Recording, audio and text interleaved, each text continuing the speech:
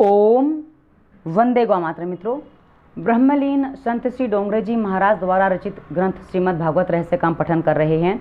मित्रों, अभी तक हमने देखा कि परीक्षित का जन्म हुआ है। उसके बाद विदुर जी अपने बड़े भाई भाभी यानी कि धृतराष्ट्र और गांधारी को वनगमन के लिए लेने आते हैं, पर वो जाने को तैयार नहीं होते हैं। धृतराष्ट्र बहुत सारे बहाने बनाते हैं, किंतु अंततोगतो समझा लेते हैं, समझा बुझा कर उनको ले जाते हैं।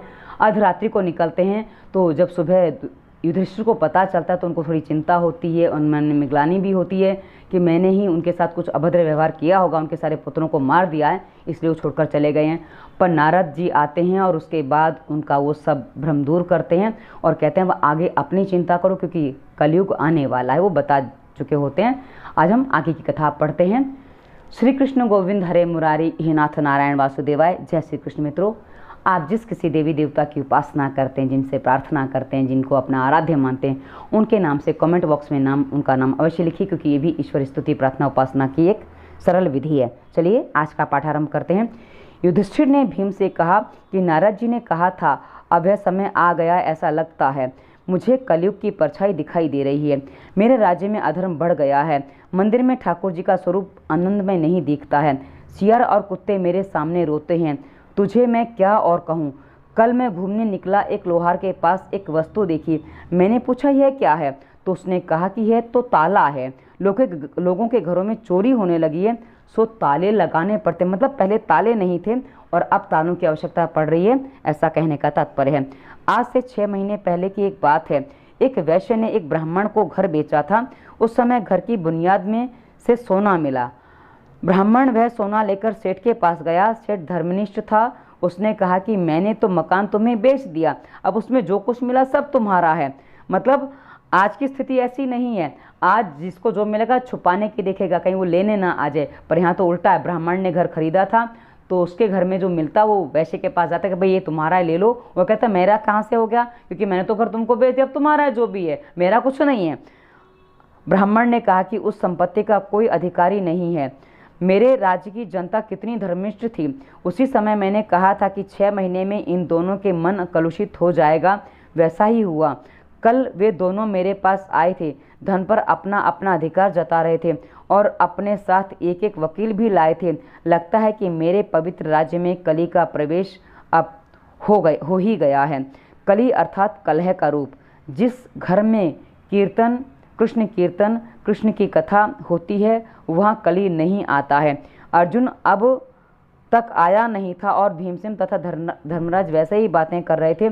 इतने में अर्जुन भी आ गया। उसके मुख पर तेज का आभास मात्र भी नहीं दिखता था। युधिष्ठिर ने उससे पूछा कि तेरा तेज कहाँ गया। अर्जुन, तूने द्वार आए अतिथि का सत्कार किए बिना तो भोजन नहीं कर लिया ना। अर्थात अर्जुन के जब जो चेहरा वो तेजहीन दिखा तो कुछ जो प्रश्न आते हैं वो प्रश्न आप सुनिए। आजकल लोग एक ही क्रिया को ना करना ब्रह्मचर्य की संज्ञा दे देते हैं और ब्रह्मचर्य का तेज चेहरे पर होता है। पर ब्रह्मचर्य में और क्या क्या आता है वो ये बताने का प्रयास कर रहे हैं कि तूने अतिथि द्वार पर आया, उसका सत्कार किए बिना तो भोजन नहीं कर लिया। पहला ये बताते हैं क्योंकि अतिथि भगवान का स्वरूप होता है। द्वार पर आए अतिथि भूखा रहे तो यजमान का पुण्य क्षय होता है। नचिकेता यमराज के घर 3 दिन तक भूखा प्यासा बैठा रहा। यमराज ने आकर पूछा कि तुमने क्या खाया इन 3 दिनों में, तो उसने कहा आपका पुण्य।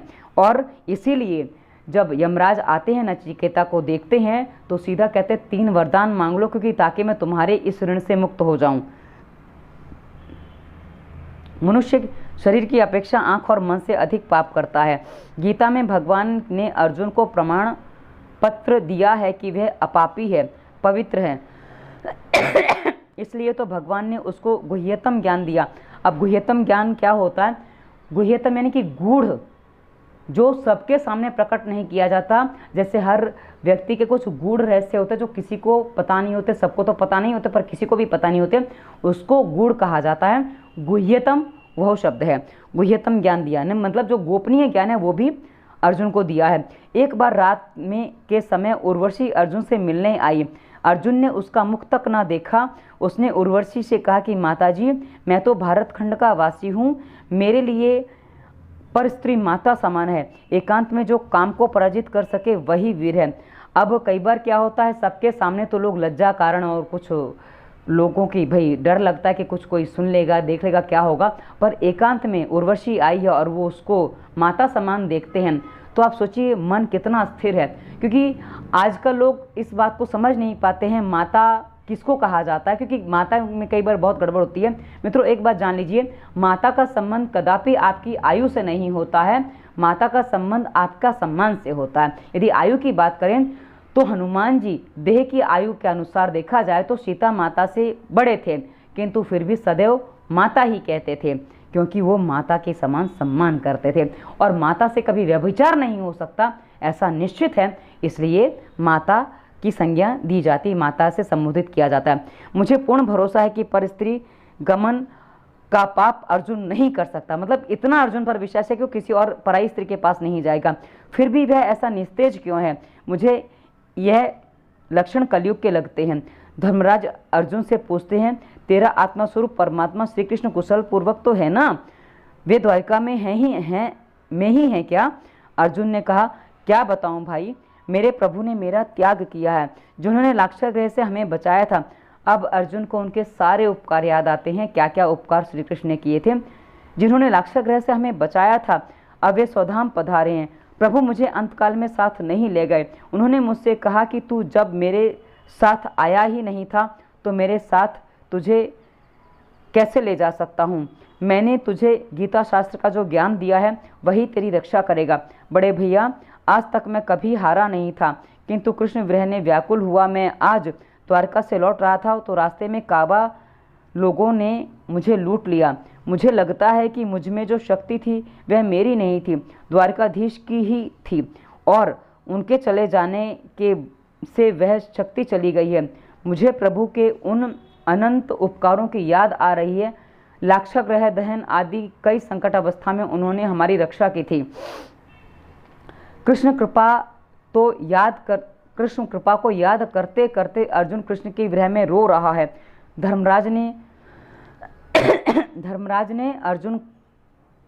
धर्मराज से अर्जुन कह रहा है कि द्रुपद राजा की राजसभा में मैंने तो मत्स्यवेद किया था, यह भगवान की शक्ति के बल से ही किया था। कई राजा महाराज मत्स्यवेद न कर सके थे। कर्ण ने सोचा कि मैं मत्स्यवेद करूं। कृष्ण ने सोचा कि कर्ण ने मत्स्यवेद कर दिया तो मेरा अर्जुन रह जाएगा और द्रौपदी कर्ण की हो जाएगी। ऐसा सोचकर ही श्री कृष्ण ने भरी सभा में कर्ण का अपमान करवाया। कृष्ण ने एक दासी को द्रौपदी के पास भेजा। द्रौपदी ने हीन जाति के कर्ण से विवाह करने से इनकार कर दिया, यानी कि मना कर दिया। अब आपको एक बात और बताऊं, यहाँ एक प्रसंग और है, क्योंकि उन्होंने जो बात बताई है, मुझे जो दूसरा प्रसंग पता है वो भी मैं आपको बताना चाहूँगी, क्योंकि कुछ बातें पूरी होनी चाहिए। कर्ण जो है वो दुर्योधन के उपकारों के तले इतना दबा हुआ था कि वो कोई भी दुर्योधन की बात टाल नहीं सकता था, और दुर्योधन भी द्रौपदी से विवाह करना चाहता था।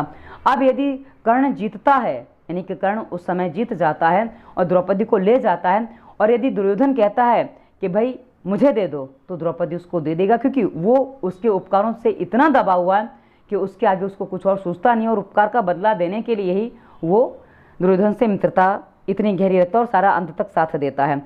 मुझ में तो हिम्मत ही नहीं थी, किंतु मुझ पर भगवान की कृपा दृष्टि थी, जिससे मुझ में शक्ति का संचार हुआ और मैं उस दिन मत्स्यभेद कर सका।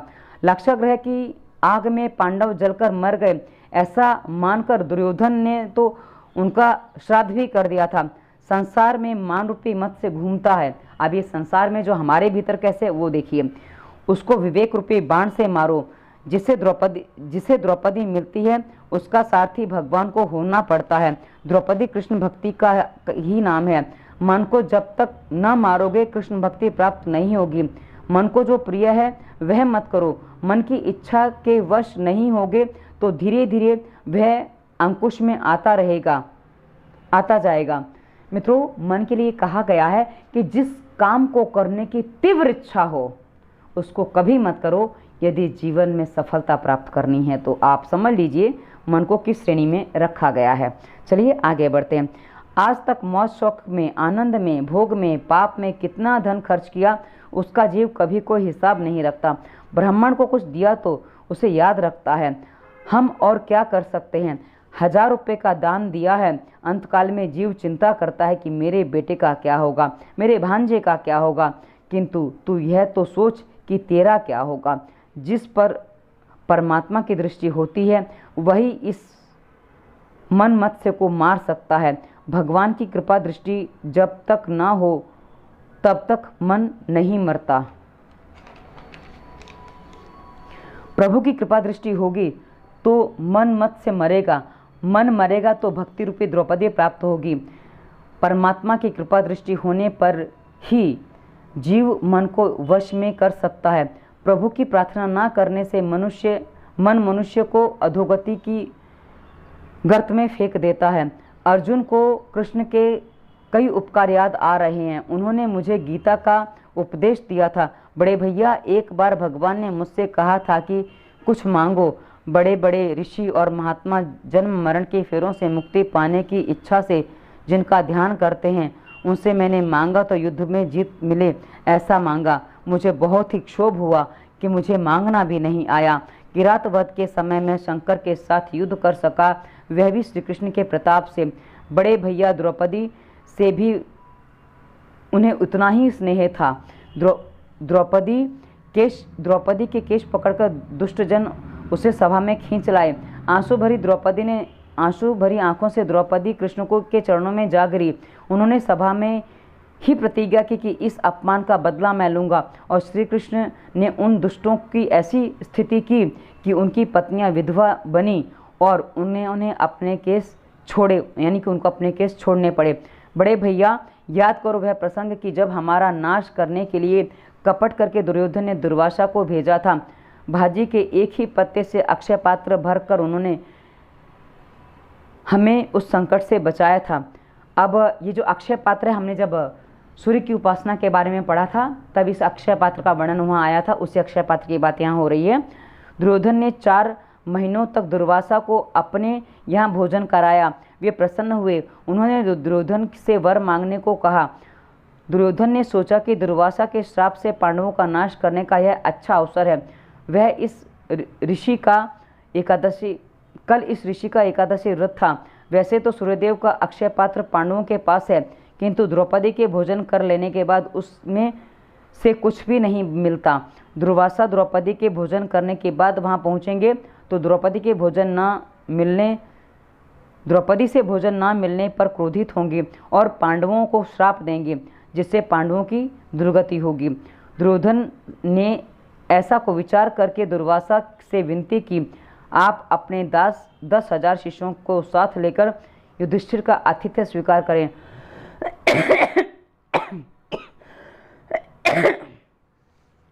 क्योंकि अपने कुटुंब के वे ही गुरुजन हैं। और हाँ, द्रौपदी बेचारी भूखी ना रह जाए, इसलिए पांडवों के भोजन करने के बाद आप वहां पर जाइएगा। संत की सेवा सद्भाव से करेंगे तो फलीभूत होगी, किंतु दुर्भावना से करेंगे तो सफल नहीं होगी। 4 मास तक दुर्वासा को अपने यहाँ भोजन कराकर दुर्योधन ने पांडवों के सर्वनाश की इच्छा की। इसी दुर्भावना से के कारण उसकी अपनी हानि हुई। अन्यथा संत भोजन दान करने से पुण्य मिलता है। दुर्योधन ने संत की सेवा तो की, किंतु किसी के सर्वनाश के हेतु से की थी, सो उसे पुण्य नहीं मिला। दुर्योधन की विनती के अनुसार दुर्वासा 10,000 शिष्यों के साथ पांडवों के आंगन में पधारे हैं। दुर्वासा ने युधिष्ठिर से कहा, राजन, कल एकादशी का व्रत था, सो आज हमें बड़ी भूख लगी है। आपके घर भोजन करने की इच्छा से आए हैं। सूर्य नारायण द्वारा दिए गए अक्षय पात्र से पांडव मध्याह्न में आए हुए ब्राह्मणों को भोजन कराते हैं। अक्षय पात्र संकल्प अनुसार भोजन देता है। मतलब अक्षय पात्र में जो चाहेंगे वो भोजन मिलता है, पर वो द्रौपदी के भोजन करने के बाद भोजन नहीं देता था। पर उससे पहले ब्राह्मणों को जिनको भी भोजन कराना होता था वो कराते थे, क्योंकि उस समय जो स्थिति थी ना मित्रों, आज की तरह सुबह की चाय, फिर सुबह का नाश्ता, दोपहर का खाना, शाम की चाय, फिर रात का खाना, ऐसा नहीं होता था। तब अधिकांश लोग एक ही समय भोजन करते थे और किसी को आवश्यकता पड़ी तो 2 टाइम, नहीं तो अधिकांश जो तब का जीवन जीते थे वो एक ही समय भोजन करते थे। पांडव तो ऐसे भक्त थे कि विषदावस्था में भी ईश्वर की कृपा का ही अनुभव करते हैं। आज द्रौपदी भोजन कर चुकी है, सो अक्षय पात्र से कुछ भी मिलने की संभावना नहीं थी। फिर भी युधिष्ठिर जी ने दुर्वासा से कहा कि बड़ी कृपा हुई हम पर कि आपने हमारा आंगन पवित्र किया। आप सब गंगा स्नान कर लें, इतने में भोजन तैयार कर देंगे। धर्मराज का धैर्य तो देखो कि घर में अन्न का एक कण भी नहीं है, फिर भी उन्होंने 10,000 ब्राह्मणों को भोजन का आमंत्रण दिया। युधिष्ठिर को विश्वास है कि मैंने आज तक कभी अपने धर्म की उपेक्षा नहीं की है। इससे धर्मस्वरूप प्रभु मेरी रक्षा अवश्य करेंगे।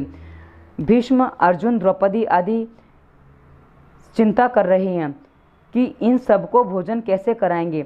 द्रौपदी भी सोचती है कि अब अक्षय पात्र भी काम नहीं आ सकता क्योंकि मैंने भोजन कर लिया है।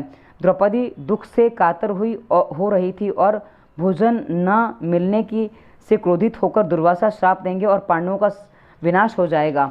मित्रों, एक बात और बताऊं कि जो विश्वास होता है ना, जैसे यहाँ हमने युधिष्ठिर का विश्वास देखा है, मैं इस जीवन को अपने प्रत्यक्ष जीवन में अनुभव कर चुकी हूँ। मैंने पिछले कुछ वीडियो पहले बताया था कि जब मेरा हीमोग्लोबिन 2.4 हो गया था, उस समय 3 रातों में, ये 7 नवंबर से पहले की बात है, उसी समय की बात है, ये 2022 में, उस समय मैं सोने से पहले ईश्वर से 3 रातों मैंने एक प्रार्थना की थी कि हे ईश्वर, मुझे मृत्यु से डर नहीं लगता। यदि मुझे जीवन का अंत हो चुका है मेरे, तो मुझे बुला लो। मेरा हीमोग्लोबिन 2.4 है। लोग ऐसी अवस्था में अक्सर बिस्तर पकड़ लेते हैं, चल फिर नहीं पाते हैं, किंतु मैं अपने सारे काम कर रही थी। मैं एक्टिवा चलाकर रिपोर्ट निकालने गई थी और मुझे नॉर्मली अपना जीवन जीने में कोई समस्या नहीं थी। और मैंने ईश्वर से उस समय यही कहा था कि मेरा उद्देश्य दवा मुक्त भारत है, तो मैं दवाइयाँ कैसे ले लूँ, मैं ऑपरेशन कैसे करवा लूँ, ये मेरे सिद्धांतों के विरुद्ध है। इसलिए आप ही मुझे संभाल सकते हैं, बुला लो, मुझे आने में आपत्ति नहीं है, अन्यथा ठीक करो, मैं ऑपरेशन नहीं करवाऊंगी। और आज भी मैं बिना ऑपरेशन, बिना किसी दवा के चल रही हूँ। अब हीमोग्लोबिन कितना है पता नहीं है, पर हाथ थोड़े लाल हो गए हैं, इससे पता चलता है कि भाई थोड़ा बढ़ गया है। रिपोर्ट नहीं निकाले, रिपोर्ट निकालने पर टाइम भी वो थोड़ा ले लेते, तो उतना भी क्यों कम करना, वैसे ही कम है। चलिए आगे बढ़ते हैं। ये थोड़ा बीच में मैंने, क्योंकि मन थोड़ा वैसा हो रहा था, इसलिए इसको याद कर लिया। द्रौपदी द्वारकाधीश की प्रशंसा करने लगी, नाथ मेरी लाज रखना, नहीं तो जगत तुम्हारी भी खिल्ली उड़ाएगा। द्रौपदी ने आर्तनाद किया कि जिस प्रकार आज तक तुमने हमारी सहायता करके लाज रखी है, उसी तरह आज भी हमारी लाज रखना। आज हम इन 10,000 संतों को भोजन ना दे सकेंगे तो दुर्वासा शाप देंगे और हमारा सर्वनाश होगा। जीव जब तक प्रभु को प्रेम से घबराकर पुकारता नहीं है, तब तक कुछ नहीं होता। जीव संकटावस्था में प्रभु को पुकारता है। द्रौपदी ने दुख से कातर होकर घबराकर प्रभु को पुकारा। परमात्मा ने द्रौपदी की आर्तवाणी सुनी तो उनकी सहायता करने के लिए आने को तैयार हुए। भक्त जब हृदय से कीर्तन करता है तो भगवान का सिंहासन भी डोलने लगता है। भगवान जाने की तैयारी कर रहे हैं, तब उत्थान का समय हो रहा था। रुक्मणी जी थाल में मेवा लेकर आईं। एक और रुक्मणी कृष्ण से भोग लगाने का आग्रह कर रही थी और भोग के बाद जाने की को कहती थी, तो दूसरी ओर द्रौपदी आर्तनाद कर रही थी। कृष्ण ने वहाँ जाने को सोचा तो रुक्मणी पहले भोग का आग्रह करने लगी। भगवान ने कहा, 10,000 ब्राह्मणों को द्रौपदी वन में भोजन कैसे कराएगी? मैं तो चला, भोजन मैं भी वहीं कर लूँगा। द्वारकानाथ दौड़ते हुए द्रौपदी के उस कुटिया में आए जहाँ उस समय बड़ी तन्मयता से प्रार्थना कर रही थी। भगवान वहीं प्रकट हुए। इस प्रकार तन्मयता से कीर्तन करो कि भगवान बाहों में लेकर तुम्हें कहें कि आंखें खोलो, मैं आ गया हूँ। भगवान ने द्रौपदी से कहा कि देख, मैं आ गया हूँ, मुझे बड़ी भारी भूख लगी है, कुछ खाने को तो दे। द्रौपदी ने हाथ जोड़कर कहा कि हम तो लुट गए हैं, हमारे घर में एक कुछ भी नहीं है, आप ठिठोली ना करें। 10,000 संतों को भोजन कराना है, इसके लिए मैंने आपको पुकारा है। आप उसकी व्यवस्था करके हमारी लाज रखें तो बड़ी कृपा होगी। तो भगवान कहते हैं कि संतों के भोजन का प्रबंध तो बाद में होता रहेगा, किंतु पहले मेरे खाने की तो कुछ बात कर। तू भोजन से पहले मेरे लिए हमेशा कुछ ना कुछ रख देती है, तो आज जो तूने रख छोड़ा हो वह मुझे दे दे। द्रौपदी कहती कि हे नाथ, आज तो मैं भूल गई थी, सो आपके लिए कुछ भी नहीं रखा है। हम अक्सर जब भोजन करते हैं ना, भोजन करने से पहले साइड पे थोड़ा सा, और हमारे यहाँ परंपरा रही है, आजकल तो लोगों को ये पता भी नहीं है, पहला कौर थोड़ा सा निकाल के साइड पे रख दिया जाता है, वो चींटी कौओं को खिला दिया जाता है। ऐसा हमारे यहाँ नॉर्मली लोग करते थे, उसी की बात है। भगवान ने कहा कि वह अपना अक्षय पात्र मुझे दिखाओ, कदाचित मेरे लिए उसमें कुछ हो। द्रौपदी ने प्रभु के हाथ में अक्षय पात्र रख दिया। उन्होंने देखा कि सब्जी का एक पत्ता उसमें रह गया था। वैसे तो अक्षय पात्र में वह पत्ता कहाँ से आ सकता है, किंतु भगवान ने प्रेम प्रयोग से पत्ता उत्पन्न कर दिया। उन्होंने उस पत्ते का प्राशन किया। परमात्मा को जीव जब प्रेम से कुछ भी देता है तो उन्हें तृप्ति हो जाती है। अंतर्यामी रूप से वे सभी जीवों में व्याप्त हैं, अतः उनकी जब तृप्ति होती है तो सभी जीव की भी तृप्त होते हैं।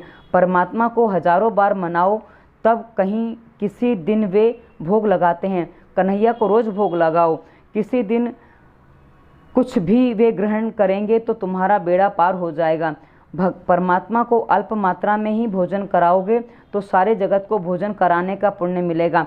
भगवान द्रौपदी से कहते हैं कि आज जगत के सभी जीव तृप्त हो गए। भगवान दुर्वासा और अन्य 10,000 संत भी सभी तृप्त हो गए। युधिष्ठिर ने जाते हुए ब्राह्मणों को रोकने की आज्ञा दी। भीम संतों को बुलाने गए तो वहाँ वे तृप्त की डकार ले रहे थे। वे भोजन करने के लिए आने का नाम ही नहीं लेते थे। दुर्वासा ने सोचा कि यह काम कृष्ण का ही हो सकता है। उन्होंने भीम से पूछा कि कहीं द्वारका से कृष्ण तो नहीं आए हैं। भीम ने कहा कि वे तो कभी के आए हुए हैं और द्रौपदी से बातचीत कर रहे हैं। वे तो कहते हैं कि दुर्वासा मेरे गुरु हैं, सो मैं उनको आज प्रेम से भोजन कराना चाहता हूँ। दुर्वासा ने कहा कि कृष्ण मेरे गुरु के भी गुरु हैं, मैं उनका गुरु नहीं हूँ। अब मुझे भोजन करने की कोई आवश्यकता नहीं है। तुम्हारा संयम, सदाचार, धर्म पालन, कृष्ण भक्ति, कृष्ण प्रेम देखकर मुझे बिना भोजन किए ही तृप्ति हो गई है। मैं संतुष्ट हूँ। दुर्वासा ने आशीर्वाद दिया कि तुम्हारी यानी कि पांडवों की विजय होगी, कौरवों का विनाश होगा। बड़े भैया सेवा दुर्योधन ने की और आशीर्वाद आपको मिला। शंकर स्वामी कहते हैं कि यदि जीव और ब्रह्म एक ना हो तो श्री कृष्ण पत्तों का शंकर जी कहते हैं कि यदि जीव और ब्रह्म एक ना हो तो श्री कृष्ण पत्तों का प्राशन करें और दुर्वासा तृप्त हों। ऐसा कैसे हो सकता है? जीव और ईश्वर का भेद आभास मात्र है और तत्व तो एक ही है। ये अब हम आगे की कथा अगले अंक में पढ़ेंगे। आज हमने जाना कि किस तरह से वो तृप्त करते हैं और ये कथा चल रही है अभी, तो आगे कुछ बातें और हैं अगले अंक में करेंगे। श्री कृष्ण गोविंद हरे मुरारी, हे नाथ नारायण वासुदेवाय। जय श्री कृष्ण। धन्यवाद। वंदे मातरम।